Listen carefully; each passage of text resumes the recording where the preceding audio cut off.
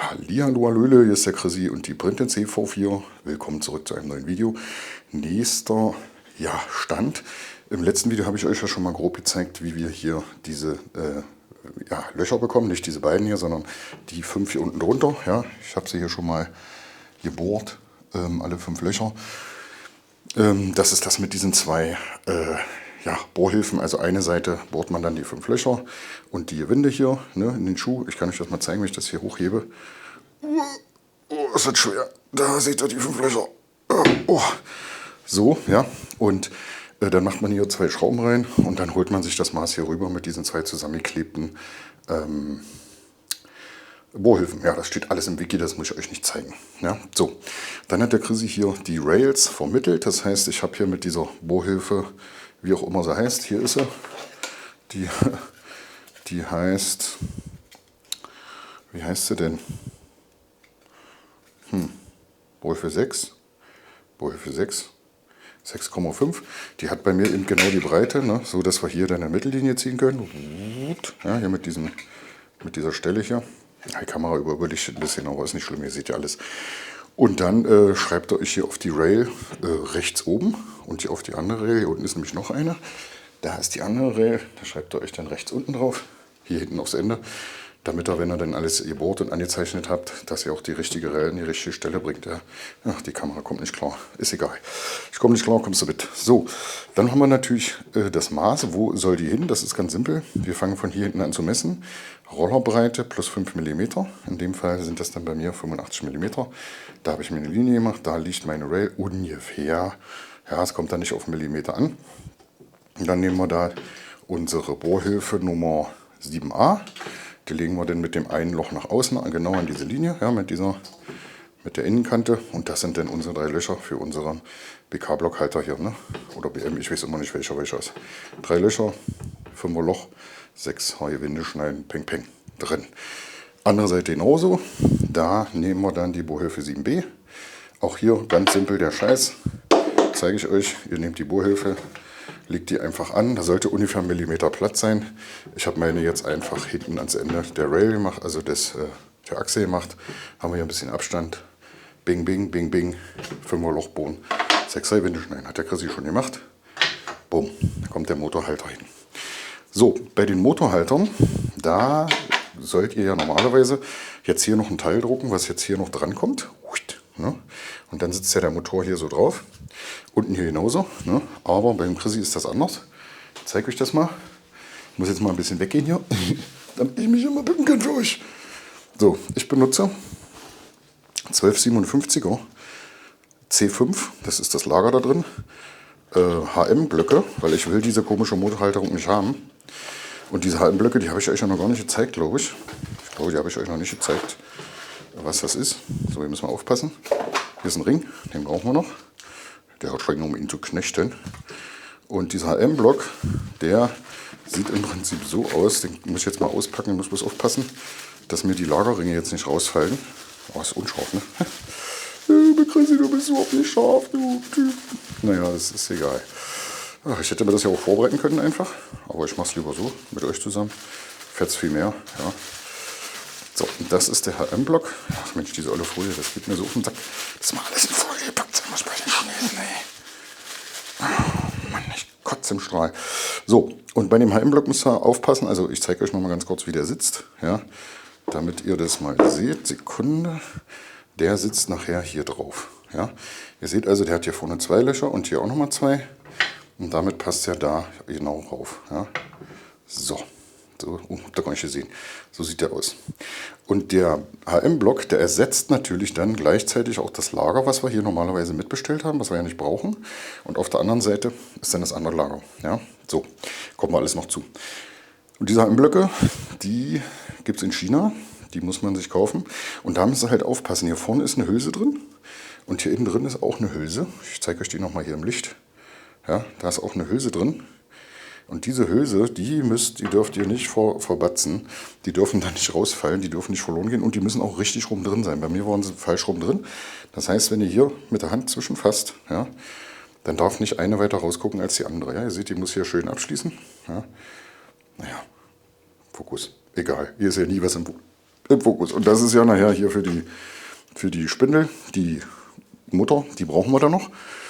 So, und jetzt nochmal der Hinweis, wenn ihr jetzt dann anfangen wollt zu painten, dann müsstet ihr schon alle Löcher machen, die ihr noch braucht. Also was hier noch fehlt, ist auf jeden Fall, ich habe hier schon die Sensorhalterung dran gemacht. Was hier noch fehlt, sind die ganzen Löcher für die Kette. Ja, die Ketten habe ich da unten liegen. Da unten liegen meine Ketten. Ja, ich habe jetzt mal 3 Stück bestellt, weil ich nicht wusste, wie viele Ketten ich haben will. Da liegt noch ein Putzlappen. Da sind schon meine Netzteile, da kommen wir noch dazu. Ja. Und hier unten drunter liegt auch schon der ganze Elektrokram. Also da können wir dann auch schon bald anfangen. So. Und wie gesagt, wenn ihr jetzt schon anfangt zu pinseln, ja, dann macht alle Löcher rein. Das heißt, wir müssen hier noch die Löcher für die Kette machen. Hier noch die Löcher für den Halter für die Kette, weil die Kette kommt bei mir auf die Seite. Das gleiche natürlich hier oben. Ja, da hat der Chrissy hier schon eine ganze Box gedruckt. Ey, das muss ich euch mal zeigen. Hier, Chrissy hier eine ganze Box Sheet gedruckt. So, das ist der Flexi-Hole-Halter. Ja, und das sind hier die Arme, womit die Kette befestigt wird.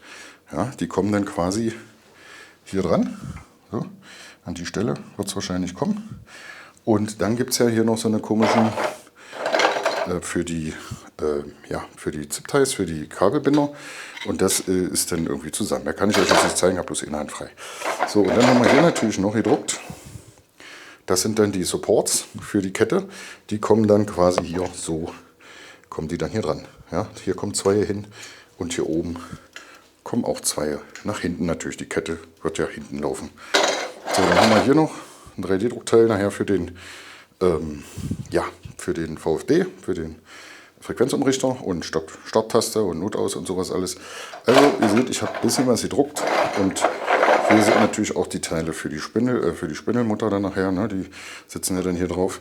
Und was wir natürlich auch noch machen müssen, hier oben läuft ja der Roller drauf und der liegt noch da hinten, ihr seht es. Den müssen wir natürlich auch noch bohren und das ist aber ein Kikifax. Das ist im Prinzip genauso wie wir den gemacht haben. Das heißt, unten die 8 Löcher für die 2 Schuhe, die hier oben drauf laufen. Ja, und dann obendrauf kommen ja keine Löcher. Da könnt ihr wieder diese 6 Löcher machen, um dann hier besser durchschrauben zu können. In dem Fall könnt ihr sogar 6 machen, 8 meine ich, weil hier auf den X-Roller kommt oben nichts mehr drauf. Ja. Der hat natürlich auf der Seite auch wieder dieselben Bohrungen wie der da, weil da kommt natürlich dann die Endstopp-Sensorik dran. Und auf der Vorderseite, da wird es ein bisschen tricky. Da kriegt der Roller nämlich die Löcher für die Spindelplatte. Die sehen bei mir so aus. Ja. Ich gucke mal ganz kurz, welche Bohrhilfe das ist. Wenn ich es dann mal abkriege, das ist die Bohrhilfe 8b. Genau, die kommt hier auf die linke Seite. Also ihr müsst euch ja entscheiden, wie der Roller dann nachher hier oben drauf sitzt. Ich muss euch das mal zeigen. So, ja. Und nicht wundern, diese Bohrhilfe hat 6 Löcher. Das ist einfach, weil ich einen höheren Roller verwende, also einen Wagen hier oben, als normal üblich ist. Ja, ich wollte es ein bisschen stabiler haben, deswegen habe ich den ein bisschen größer gemacht. Wir nutzen nur diese Löcher, beziehungsweise hier in der Mitte ist noch ein 5. Also es sind insgesamt 5 Löcher. Diese beiden, das hier, wo das Dings ist in der Mitte, und die äußeren beiden, die hier oben, die werden wir nicht verwenden. Ja, also die oberen hier. So, und dann geht es dann irgendwann weiter mit dem Winkel. Der Winkel, da ist das jetzt genauso. Ihr seht es, der hat dann hier auch so eine komische Bohrhilfe, da kommen wir dann dazu. Der sitzt ja nachher dann hier unten drunter. Ja? Also so sitzt der nachher. Hier kommen noch die Wagen drauf. Das machen wir alles noch. Ja, ja, also das ist der aktuelle Stand. Ich muss mal hier ein bisschen rauszoomen, vielleicht könnt ihr das mal sehen. Also sieht schon ganz geil aus, sieht schon aus wie eine Fräse. Auch mit den Blöcken da, mit den HM-Blöcken. Und noch ein kurzer Hinweis.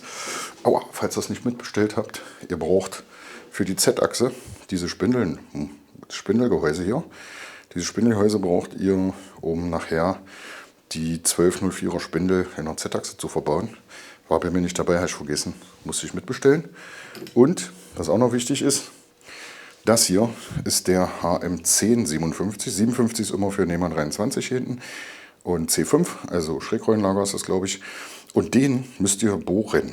Denn, ich zeige euch das, der kommt nur mit diesen Löchern hier, wo mein Daumen ist, und den ganz unteren. Und die hier in der Mitte, mit den Löchern kommt er nicht. Ja, und dementsprechend müsst ihr die bohren. Ist auch kein Problem. Nehmt euch einfach einen BK oder einen BM-Block, schraubt den hinten gegen und nehmt den als Bohrhilfe und dann könnt ihr da durchbohren. Das ist der für Z nachher hier oben. Ne? Der wird hier, das ist ein kleiner. Ihr seht das auch. Oh, jetzt fällt mir hier die Murmel raus. Mir fällt die Murmel aus dem Schädel. Ihr seht, der ist kleiner. Ne? Ja, das hier ist ein HM1257 für die 1610er Spindel. Ich weiß, der heißt nun mal 1257. Und das hier ist der 1057 und dann jeweils C5 für das Schrägrollenlager, ja, damit der ein bisschen Alarm macht. Und da ist halt auch immer wichtig, diese Dings nicht zu verlieren, diese Spindelmutter hier, die brauchen wir nachher, um die Spindel festzumachen, dass sie nicht rum hin und her eiert. Ja, jo, das war's. Guck mal, ich habe sogar Licht gekauft hier, ne, 2 Stück, damit wir ein bisschen besser gucken können. Ja, das war's bis zu dem Stand. Im nächsten Video, hier guck mal, das ist mein Angstschweiß hier. Im nächsten Video geht es dann weiter, dann bauen wir hier den Z, hier Babel dran. Und wenn das alles irgendwann zusammen ist und das alles passt und die Board ist und alle Halter dran sind, also die Löcher dafür, dann fangen wir an zu pinseln. Ja, da kam auch eine Frage von einem Zuschauer, wie man das am besten macht. Naja, gerade aktuell ist draußen Pinseln kacke. Ja, also man sagt so 10, 15 Grad sollte man mindestens haben zum Pinseln. Sollte man das entrosten, sollte man das grundieren. Ich sage euch ganz ehrlich, das ist eine Maschine. Und die muss keinen Wettbewerb gewinnen, die muss nur nicht rosten. Ja, also, was macht man? Man nimmt eine 4 in 1 Farbe. Ja, das ist eine Grundierung, das ist ein Rostschutz, das ist ein Lack und das ist, keine Ahnung was, ein Schutz hinterher. So, 4 in 1. Die Farbe werde ich noch nicht verraten, da werdet ihr lachen, wie die dann wird. Ja. Und was man macht ist, man reibt das einfach mit ein bisschen Scotchbrite oder sowas ab, dass hier die Rollschlacke hier weg ist. Ne? Und dann pinselt man das einfach mit einer Rolle. Chrissy hat sich eine Rolle gekauft, ich roll das einfach. Ja? Und über die Farbe werdet ihr auf jeden Fall lachen. Das kann ich euch sagen. Die wird lustig. Ja, ich habe mich hier für Orange entschieden für die Blöcke. Das ist ein schöner Kontrast zu der Farbe, die ich mir ausgesucht habe. Ihr könnt ja mal in die Kommentare schreiben, was ihr glaubt, welche Farbe der Chrissy sich ausgesucht hat für seine Print NC V4. Ne? Juti, also, wir sehen uns in den nächsten Schritt, wenn wir dann hier die Z-Achse anfangen zu bauen. Und dann müssen wir natürlich noch die Rollenumlaufspindeln, also Kugelumlaufspindeln einbauen. Wir müssen die HM-Blöcke hier noch dran basteln. Ja, die müssen hier noch aufgeschraubt werden. Und dann, ja, dann sind wir ja schon fast so weit, dass wir mal ein bisschen hier unten mit dem Stromkasten anfangen. Weil das haben die meisten Leute gefragt, wann geht es mit dem Stromkasten los? Kann man das nicht alles parallel machen? Naja, ich baue das so, wie ich Zeit und Lust habe. Dann müsst ihr ein bisschen warten. Ich will euch ja auch noch ein bisschen auf dem Kanal halten. Das ist ja logisch. Ihr sollt ja nicht immer gleich abhauen hier. Ne? So, alles klar, das war's. Ich hau ab. Wenn ihr Fragen habt, schreibt sie in die Kommentare. Ansonsten kommt in den Discord. Wir sehen uns. Bis denn. Tschüss, euer Chris.